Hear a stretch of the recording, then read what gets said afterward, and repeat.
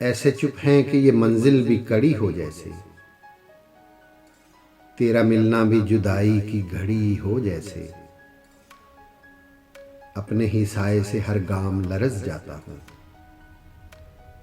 रास्ते में कोई दीवार खड़ी हो जैसे। और कितने नादां हैं तेरे भूलने वाले कि तुझे याद करने के लिए उम्र पड़ी हो जैसे।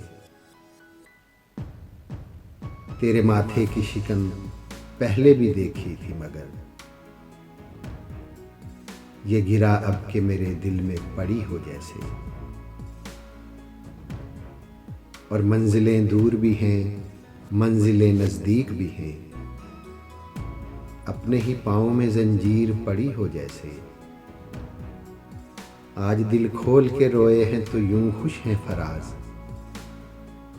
चंद लम्हों की ये राहत भी बड़ी हो जैसे। ऐसे चुप हैं कि ये मंजिल भी कड़ी हो जैसे। तेरा मिलना भी जुदाई की घड़ी हो जैसे।